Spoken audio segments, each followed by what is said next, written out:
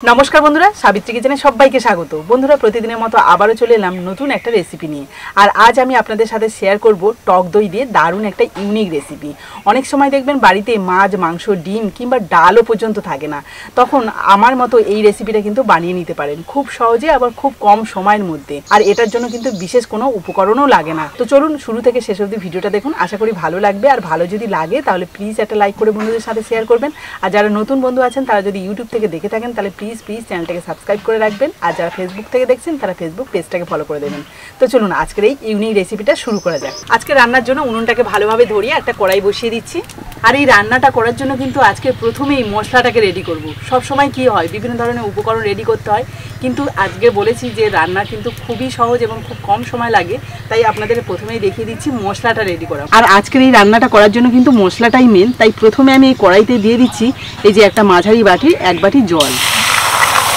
আর রান্নাটা যেহেতু টক দই দিয়ে বানাবো তাই কিন্তু এই জলের মধ্যে আমি 100 গ্রাম টক দই নিয়েছি, এটাই দিয়ে দেবো। তো এখান থেকে সরাসরি আমি টক দইটা তুলে এই জলের মধ্যে দিয়ে দিলাম। আর এই টক দই দিয়ে গরমের সময় যে কোনো রান্নাই কিন্তু খুবই উপকারী আমাদের শরীরের জন্য। আর এই টক দইয়ের সাথে দিয়ে দিচ্ছি 2টো ছোট সাইজের টমেটো কুচি, 4-5টা কাঁচা লঙ্কা, একটা বড় সাইজের পেঁয়াজ কুচি। এবার এটাকে প্রায় 2 মিনিট মতো ভালোভাবে নেড়ে চেড়ে নেব, মানে একটু শুকনো শুকনো করে নিতে হবে।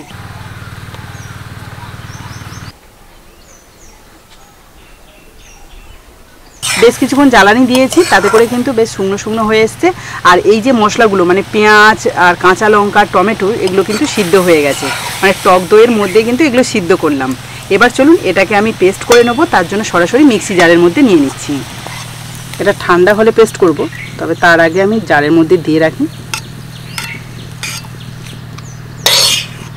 আজকে রান্নাতে যেহেতু আমি কোনো রকম সবজি কিংবা মাছ মাংস ডিম বা ডাল কিছুই ব্যবহার করছি না, তার জন্যই কিন্তু আমি নিয়ে নিয়েছি বেসন। আর এখানে এই যে একটা ছোট বাটির 1 বাটি বেসন নিয়েছি।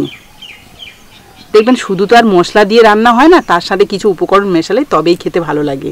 আর অল্প একটু বেসনেই কিন্তু এই রান্নাটা কমপ্লিট হয়ে যাবে। তো চলুন এর মধ্যে কিছু উপকরণ মিশিয়ে নিই। প্রথমেই বেসনের মধ্যে দিয়ে দিচ্ছি অল্প একটু ধনেপাতা কুচি, সামান্য একটু গ্রেট করা আদা রসুন, অল্প একটু নুন, হলুদ গুঁড়ো, আর দিয়ে দিচ্ছি সামান্য একটু লঙ্কার গুঁড়ো। এবার অল্প অল্প জল দিয়ে ভালো করে মিশিয়ে নেব।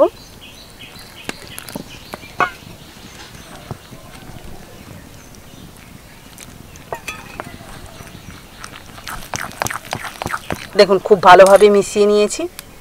আর ব্যাটারের থিকনেসটা এই যে এভাবেই রেখেছি, একদম থকথকে একটা ব্যাটার।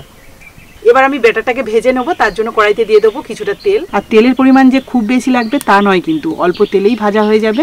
এবার এই মিশ্রণ বা ব্যাটারটাকে আমি হাত দিয়ে নেব এইভাবে অল্প অল্প, আর এইভাবে তেলের মধ্যে ছেড়ে দেব, গরম তেলের মধ্যে। এবার আপনারা যদি এভাবে না দিতে পারেন তখন কিন্তু চামচ দিয়েও দিতে পারবেন। শেপ যে খুব গোল করতে হবে বা লম্বা করতে হবে এমনটা নয়, যেমন খুশি এইভাবে বসিয়ে দিই।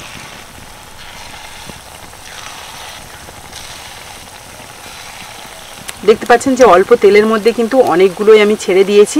1 পিঠ মোটামুটি হয়ে গেছে। এবার এগুলোকে উল্টে দেবো। আর বেশ গোল গোলও হয়েছে দেখুন।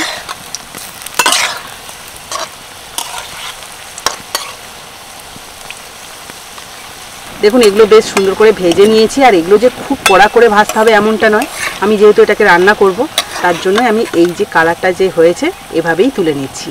এগুলোকে কিন্তু আবার শুধু শুধুও খাওয়া যেতে পারে, সেক্ষেত্রে আরেকটু কড়া করে ভেজে নেবেন।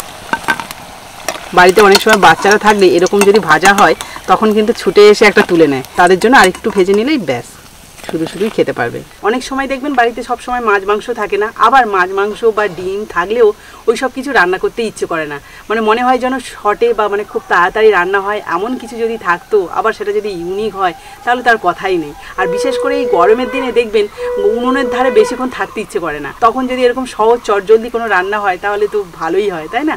সবগুলো ভেজে তুলে নিলাম। ওড়াগুলো ভাজার পর যে কড়াইতে তেলটা রয়েছে ওই তেলের মধ্যেই রান্নাটা করে নেব। আর এই রান্নায় কিন্তু খুব একটা বেশি তেল লাগবে না, একদম অল্প পরিমাণে তেলেই কিন্তু রান্নাটা হয়ে যাবে। তা দেখুন কড়াইতে একদম অল্প তেল আছে, মানে 2 চামচ মতো তেল রয়েছে। ওর মধ্যে দিয়ে দিচ্ছি অল্প একটু সাদা জিরে, আর দিয়ে দিচ্ছি গ্রেট করা আদা রসুন 1 চামচ মতো। হালকা একটু ভেজে নেব। এবার দইয়ের সাথে যে মশলাটা আমি রেডি করেছিলাম সেটা ভালো করে পেস্ট করে নিয়েছি, এটাই এখন কড়াইয়ের মধ্যে দিয়ে দিচ্ছি। মশলা ধোয়া জলটাও দিচ্ছি, হালকা একটু নেড়ে চেড়ে নেব। এবার আমি শুকনো যে উপকরণগুলো আছে সেগুলো দিয়ে দেবো। প্রথমে দিয়ে দিচ্ছি হাফ চামচ হলুদ গুঁড়ো, 1 চামচ লাল লঙ্কার গুঁড়ো, হাফ চামচ জিরে গুঁড়ো, হাফ চামচ ধনে গুঁড়ো, দিয়ে দিচ্ছি অল্প একটু গরম মশলার গুঁড়ো, সব শেষে স্বাদ মতো নুন। এবার আমি সব মশলাগুলো একসাথে ভালো করে কষিয়ে নেব।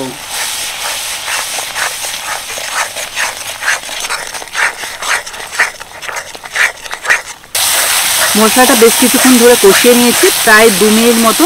এতে করে কিন্তু মশলাটা খুব সুন্দর কষা হয়ে গেছে আর সাইড থেকে কিন্তু তেলও ছেড়ে দিয়েছে। যেহেতু আমি কম পরিমাণে তেল দিয়েছি তার জন্য কিন্তু খুব সামান্য তেল চারদিকে লেগে আছে।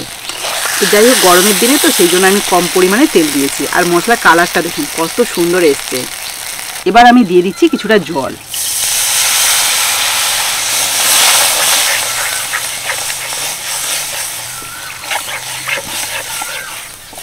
গ্রেভিটা কিন্তু খুব ঘন হবে, দেখেই বুঝতে পারছেন আপনারা। গ্রেভিটাকে 1 থেকে 1.5 মিনিট মতো ফোটাবো, তবে তার আগে দিয়ে দেবো অল্প একটু ধনেপাতা কুচি। আর আপনাদের হাতের কাছে যদি ধনেপাতা না থাকে তাহলে কাসুরি মেথিও দিতে পারেন, আর যদি সেটাও না থাকে তাহলে দেওয়ারই দরকার নেই।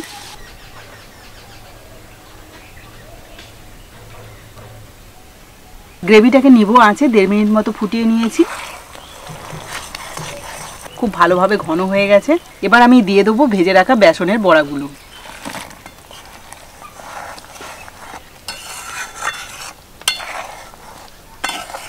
দেখুন গ্রেভির মধ্যে পড়ার পর বড়াগুলো কত সুন্দর দেখতে হয়েছে।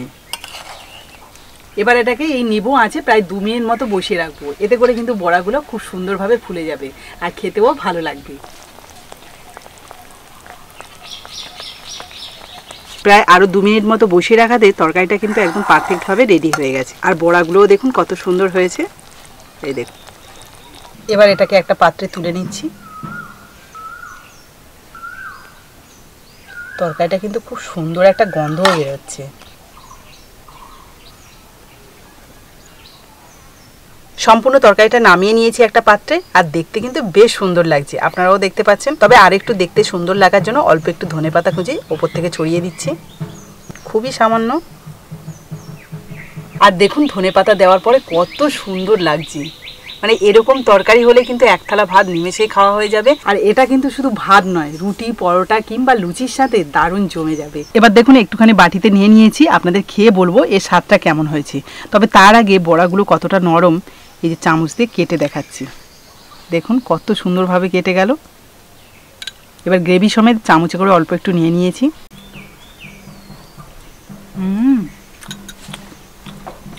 দারুণ খেতে হয়েছে। আমি তো এটা শুধু শুধু খাচ্ছি, তাও কিন্তু বেশ সুন্দর লাগছে। এটা যদি আপনারা ভাতের সাথে কিংবা লুচি বা রুটি, পরোটার সাথে খান তাহলে কিন্তু আরও বেশি ভালো লাগবে। সত্যি এরকম যদি তরকারি রান্না করেন তাহলে কিন্তু বাড়িতে সবজি আনাই বন্ধ করে দেবে বা মাছ মাংস আনাই বন্ধ করে দেবে। কারণ এটা খেয়ে তখন মনে হবে না যে মাংস খাই বা সবজি দিয়ে তরকারি খাই, এতটাই সুস্বাদু খেতে।